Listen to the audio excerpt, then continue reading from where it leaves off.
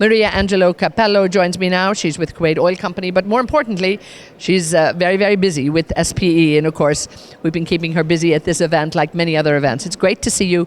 Talk to me about, the fact that all of these organizations come together to pull together IPTC. How important is it that there's that tremendous unity in the organizations? Well, I think that is one of the main values of IPTC, because it's one of the very few worldwide, conferences that are framed and shaped by a fruitful collaboration of SCG, EAGE, AAPG, and SPE.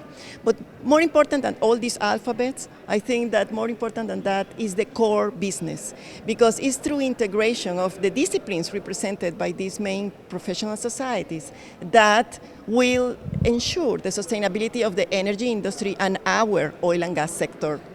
Now tell me a little bit about some of the work that you're doing, because you're constantly engaging, you're very busy, and again, of course, I see the great passion that you have for making sure that you do this, and people are drawn to you to make sure that there's tremendous value to be had. Tell me just a little bit more about the roles you're looking at now. Well, thanks. First of all, I have to thank Kuwait Oil Company, because it's through that tremendous platform that I have been able to achieve so much. But I would like to mention that I am the Director at Large for SCG, and I am the Chair for SPE, for the Business and Management and Leadership Committee, which takes care of something which is very close to my heart, which are the essential skills, or you may want to call it the strong skills, as I like. Because these strong skills is, that factor which I consider to be foundational in the progression of our careers. And as SPE in the new strategy is focusing on the young professionals, I'm very proud to tell you that we are focusing the many facets of the activities we do in this committee towards the young professionals. I have been also selected as a distinguished lecturer for 2020 and 2021, and I will be speaking about resilience. I have become an advocate of resilience, and I'm very proud about that, because I think that we need a lot of resilience to succeed in this industry. And indeed, and huge congratulations from all of us, of course.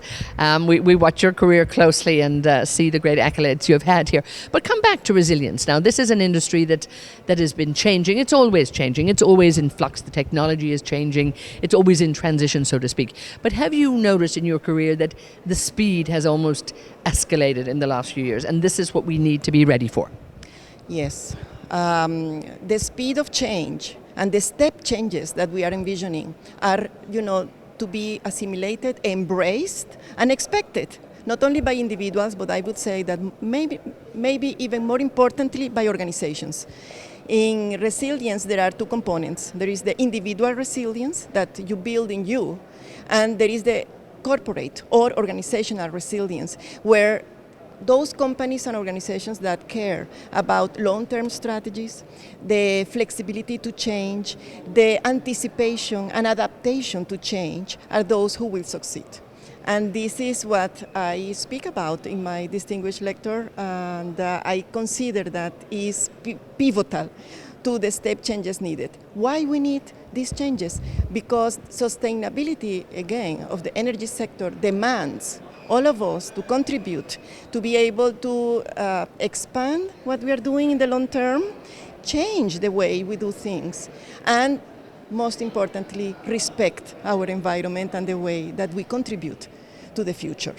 And of course, this is a key role and a key focus for SPE, I think, as we start this new century. And they've taken this on board a few years ago, really making sure that people are very aware that, the Society of Petroleum Engineers and all of people in this energy sector, in hydrocarbons, we have the knowledge, we have the expertise, we have the science.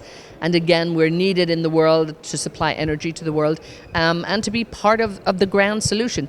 And I think that communication, we look at the perception in the industry, perhaps we need to expand that, and the dialogue has to expand to bring everybody in. It cannot be us and them anymore. One of the values that SPE brings to this equation is the opportunity that SPE provides to go across country boundaries and organizational boundaries. So it is the perfect venue to establish this dialogue that needs to take place between IOCs, NOCs, service companies, and the legislators right? In order for SPE to empower, okay, these dialogues, these agreements, so that the future is feasible, the future is attainable, okay, and that we are all in there with enough knowledge of where we are going. Indeed, and of course everybody came to Saudi Arabia this week. This has been very exciting. IPTC here in Saudi Arabia, and it looks like it's found a new home. We're coming back in 2 years. A tremendous venue, tremendous activity here, great conference program, great exhibition program. How important do you think it is, and you're familiar with this region too, it's a great milestone, I guess, as we start a new year, a new decade, to actually be here and the new home for at least a few years of IPTC as well in Saudi Arabia. This is so important that I am here because I'm going to be a panelist to talk about diversity and inclusion. And inclusion and diversity, as handled by Saudi Arabia, it's a model for many others, not only the GCC, but worldwide. What I like the most is the step changes we are looking, okay, about diversity, gender diversity that is, and nationality diversity. Those two topics are close to my heart. I embody myself what represents to be a minority in the oil industry as a person from Latin America that has come to work in the Middle East, and all this experience always as a minority. And in Venezuela, I was an Italian, so it was not, the majority. Then when I went to study in the US, I was the only Latina in the department at the Colorado School of Mines. And in the Middle East, I was a strange kind of professional because I was not American, I was not British. Where is this lady from? And I was the first technical consultant hired in KOC to work in this kind of duties, and I'm very proud of that. It's been 14 years of wonderful roller coaster, but an enriching experience. And wonderful, and congratulations to you and all that. So you're used to dealing with diversity, knowing what some of the obstacles are, knowing what the challenges are, and bringing in a way that personal feel to it. Listen, we want to leave it there. We want to thank you so much for taking the time. Thank you, Maria. Thank you. Thank you very much for the opportunity.